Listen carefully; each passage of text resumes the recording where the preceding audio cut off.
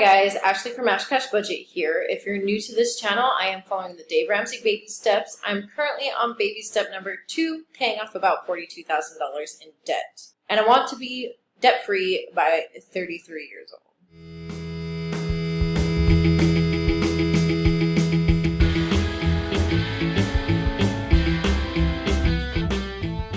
If you want to continue to follow me on my journey, click the little red subscribe button down below. I am going over my November 2018 budget plan. I have already gotten paid because I got paid on the 1st of November, so I already have that amount and the first cash envelopes out of that. Now, I was really excited for this month. It was a 3-paycheck month, if you can see here, 3 paychecks. And I was really excited about the amount that I was going to put towards debt this month. But of course, Murphy has to come knocking and other things have to happen. So let's just get into it. I got $1,847.79 for my first paycheck, which was more than I was expecting, so I am so thankful for that. Paycheck number 2, I'm estimating around $1,100 right now. You know I like to try to underestimate because I don't want to over budget. And then my 3rd paycheck I'm estimating at $700 for right now. My boyfriend's half for now, because I won't get the bills till later in the month, is $631.99. And I'm leaving side hustles blank until pretty much the end of the month, and then I'll allocate those. Now we get into the giving category. Of course, it's one of my favorite times of year. Operation Christmas Child. I will make another video this year about what me and my mom have packed inside of them. Last year, I think I spent like $30. So we spent $30 each and we packed 2 boxes. It's a great project by Samaritan's Purse. The church that I work at has drop-offs, so we take it there. This year, we decided to do 4 boxes, and I was going to plan on $40, but I think it's going to be $50 each. $50 for me and $50 for my mom, which actually brings it down to just $25 a box instead of $30 like last year. We'll see how that goes. We're not completely done yet, but we're almost there. But I'll make sure to share that with you. And then I put this in the giving category as well. But I had a high school friend that passed. I donated $50 to her services. I'm just putting that as GoFundMe because they're doing it through GoFundMe. So I can do that this month. Her family meant a lot to me back in high school. Her mom treated me like another daughter. So I put that money in there to help out her family. Moving on to savings, I have cut back a lot. I took out car maintenance. You know, I would like to put towards it, but if I have to absolutely cut it out, I will. Now, medical. The thing that I got is medical related, but I do not want to take it out of the medical fund because I'm trying to save up for the crown that I need to get. It's $1,300 out of pocket, but I'm going to try to wait till January when my insurance is fresh again and do it in January, but I still need to get that money in there. Even with this $100, it's only going to bring me up to $272 inside of that sinking fund. So I am trying to save up so that I can more easily cash flow that in January. So I am going to put $100 into that sinking fund because of that. Because it's something I know is coming up. It's not going to be an emergency. If I have to do it sooner and I have to pay out of pocket, it will be an emergency and I can use my emergency fund. But right now, since I'm planning on that in January, it's not an emergency. I need to save up for it. Registration, I took out for another month because I think it's only going to cost like maybe $100 to register it for 2 months. So I only need to get $40 more in there before March. So I took it out again this month. And phone, same. I took it out again this month. I took it out last month, but because I'm trying to cash flow something, I took out that $20.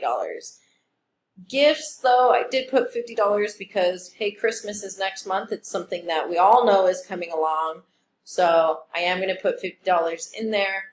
I need to update this. I need to go through. I have bought some things. I'm going to try to make a gift this year. And I need to go through and see exactly what I've logged so far and finish logging the rest. But since I have it in Capital One 360, it's really easy because I just take it out of that specific sinking fund. So I just need to make sure it's updated here because I know that's definitely not the amount that's in there right now. And then, of course, shows can get cut because that is not a priority. Housing is staying the same as last month's. Actually, I don't think it's even updated from last month's. It's probably from the month before that, because I know I had, it was like $50 for electricity. This says $65.59. But this is going to stay the same until I get all of the bills for city electric and cable. But rent, of course, is $850. But I don't get these until like at least the 20th. And of course, the regular bills, my phone, $84.09. It has fluctuated. Last month it was actually 85 something, but usually it's 84 and some change, so that'll stay until I get that bill in. Car insurance has been $100, and then health insurance $150 that I basically pay back to my boyfriend. I take it off of what he owes at the end of the month. So here is what I'm trying to cash flow. I finally got a lab bill because I've been taking all these lab tests.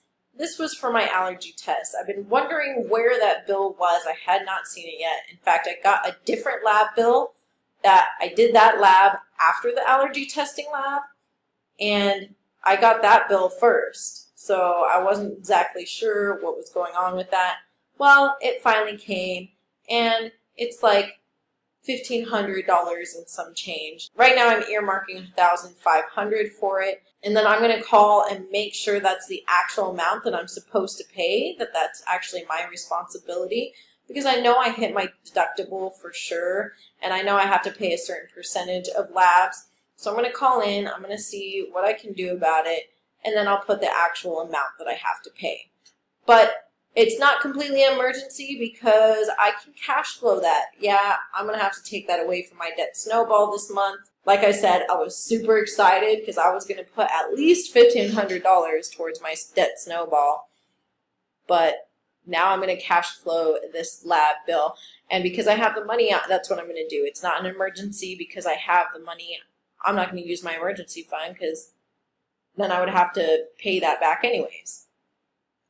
So I'll keep you guys updated on how much I end up having to pay for that for sure. Cash envelopes, I already took out the first set for the month. And since it is 3 paychecks, everything is ×3. At least all of the definite categories that I fund every paycheck no matter what. Other things I have cut back to try to cash flow this lab bill and to try to pay some debt this month. So gas, I actually put $320, so that's $100 per paycheck, but for the first paycheck, I did $120. Medical, $25 per paycheck, so that's $75 for the month. Cats, $20 per paycheck, $60 for the month. And then personal can fluctuate between $50 to $100 per paycheck, $50 minimum. $50 per paycheck is $150 for the month. So I've cut out hair, cut out clothing, cut out wallet money. I did put $40 into the groceries because, as I've said before, I'm having some dietary stuff.